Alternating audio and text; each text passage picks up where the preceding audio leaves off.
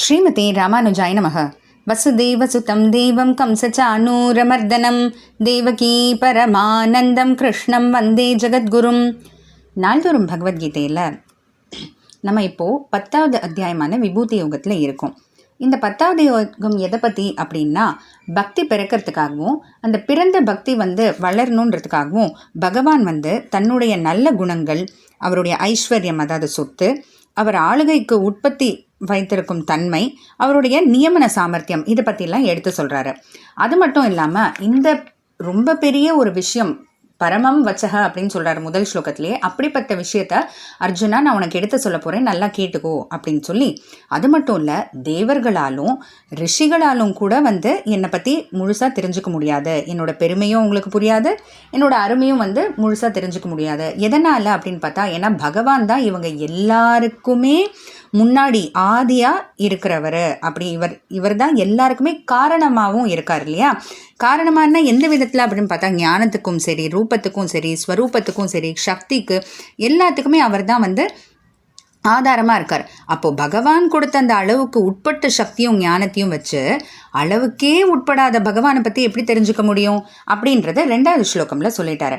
இப்போ அடுத்து நம்ம 3வது ஸ்லோகத்தில் பார்க்க வேண்டியது, யோ மாமஜமநாதிம் ச வேத்தி லோகமஹேஸ்வரம் அசம்மூடஸ் சமர்த்யேஷு சர்வ பாபைஃ பிரமுச்யதே.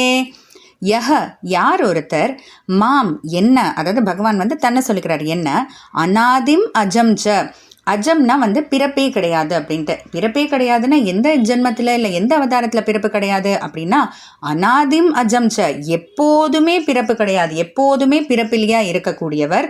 அது மட்டும் இல்லாமல் லோக மகேஸ்வரம், இந்த பிரபஞ்சத்துக்கே முழுமுதற் கடவுள் அவர் தான், நியமிப்பவர் அவர் தான் அப்படின்றத வேத்தி தெரிஞ்சுக்கிறாங்களோ, சக அப்படிப்பட்ட ஒருத்தர் மர்த்தியேஷு அசம்மூடக, மனிதர்களுக்குள் குழப்பமே இல்லாதவர், அதாவது தெளிவான சிந்தை படைத்தவர் அப்படின்ட்டு பகவான் சொல்கிறாரு.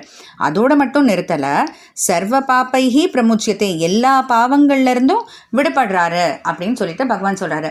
அது எப்படி பகவான் பிறப்பே இல்லாதவர், அவர் தான் பிரபஞ்சத்துக்கே முழு முதற் கடவுள்னு தெரிஞ்சாச்சா உடனே அவங்க சிந்தை தெளிந்தவங்களாயிடுவாங்களா, அவங்க பாவங்கள் எல்லாமே விடுபட்டுருவாங்களா அப்படின்னா, இதுதானே அல்டிமேட் ட்ரூத் அப்படின்னு சொல்லுவாங்க இல்லையா. அதாவது இதுதான் நம்ம தெரிஞ்சுக்க வேண்டிய ஒரு உண்மை. மற்ற எவ்வளவோ விஷயம் தெரிஞ்சுக்கிட்டாலும் அதெல்லாம் நமக்கு எதுவுமே உதவ போகிறதில்ல. இந்த உலகத்துக்குள்ளே ஏதோ நமக்கு டெம்ப்ரரியாக உதவுமே தவிர, மற்றபடி நமக்கு எப்போதும் கை கொடுக்கக்கூடிய ஒரு உண்மை ஒரு விஷயம் அப்படின்னா இதுதான். பகவானை பற்றின அந்த உண்மை தெரிஞ்சாச்சுன்னா அப்புறம் வேறு என்ன இருக்க போகுது. எப்போ பகவானை பற்றி உண்மை தெரிஞ்சிருச்சோ அப்புறம் நம்மளை பற்றியும் உண்மை தெரிஞ்சிடும். நம்மளை சுற்றி இருக்கக்கூடிய எதுவுமே நிலையானது இல்லைன்றதும் புரிஞ்சிடும், இந்த உடம்புலேருந்து தொடங்கி எல்லாமே. அப்போ நிலையான பகவானை அடையணுன்றதுக்கான முயற்சி எடுக்க ஆரம்பிச்சு அப்போ அதை நோக்கியே பயணம் செய்கிறதுனால நம்மளோட பாவத்திலேருந்து நம்ம கொஞ்சம் கொஞ்சமாக கண்டிப்பாக விடுபட்டுருவோம் அப்படின்றது தான் இதனுடைய அர்த்தம்.